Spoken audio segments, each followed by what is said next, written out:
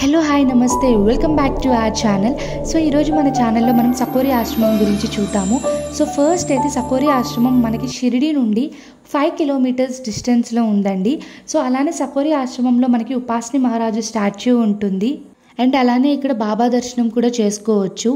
బాబా గారు చెప్పడం వలన ఉపాసిని మహారాజు గారు 1917లో సకోరికి వచ్చి అక్కడ నివసించడం మొదలుపెట్టారు అండ్ అతను అక్కడ ఒక కేజ్ని కూడా నిర్మించుకున్నారంట అండ్ అక్కడ ఆ కేజ్లోనే అతను 13 నెలల దాకా నివసించారంట. అండ్ తర్వాత కూడా ఇప్పటికీ కూడా మనకి సకోరిలో ఆయన ఉన్న కేజ్ ఇప్పటికీ మనం చూడొచ్చు.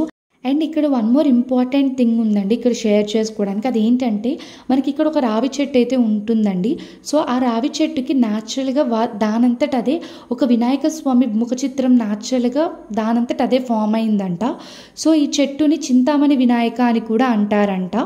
సో ఆ చెట్టుకి లేదా ఆ స్వామికి గరికతో కానీ లేకపోతే గరిక ఇంకా పూలతో కానీ పూజ చేసినట్లయితే చాలా మంచిదంట.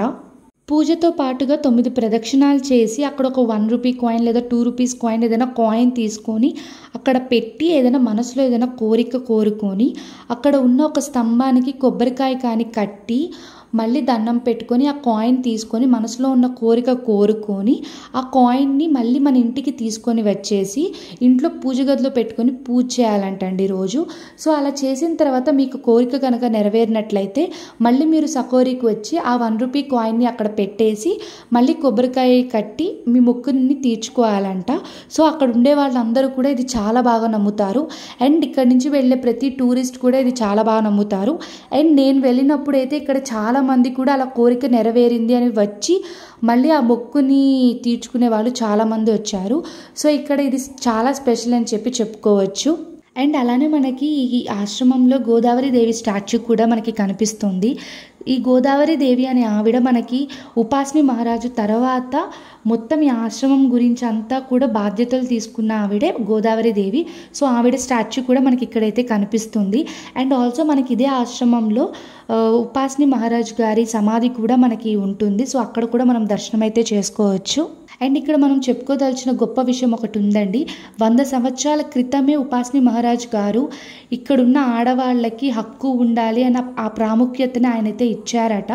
దానివల్లే ఇప్పటికి కూడా సకోరిలో మనకి కన్యాకుమారీలు మాత్రమే యజ్ఞ యాగాలు పూజా కార్యక్రమాలన్నీ కూడా నిర్వర్తిస్తుంటారంట. అలానే ఉపాసిని మహారాజు కన్యలకు కన్యాకుమారులకి ఇచ్చినంత ఇంపార్టెన్స్ భారతదేశ చరిత్రలోనే మనకి ఎక్కడ కూడా కనిపించదండి, కేవలం సకోరిలో తప్ప. అందుకే సకోరి ఈ రోజుటికి కూడా ఒక పవిత్రమైన చోటుగా చెప్పుకుంటుంటారు. సో నాకు తెలిసిన ఇన్ఫర్మేషన్ అంతా కూడా మీ అందరితో షేర్ చేసుకున్నానండి.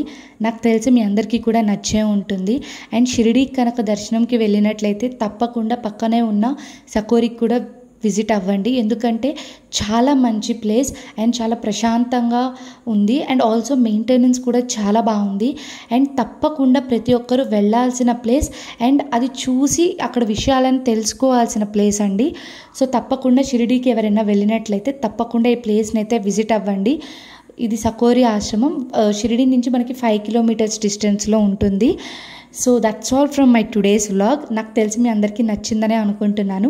మీ అందరికీ నచ్చినట్లయితే మీ ఫ్రెండ్స్ అండ్ ఫ్యామిలీస్తో తప్పకుండా వీడియోని షేర్ చేయండి అండ్ లైక్ చేయండి అండ్ సబ్స్క్రైబ్ చేయండి. And please don't forget to ring the bell for more notifications. So that's all from my today's vlog. See you in my next video. Until then, signing off.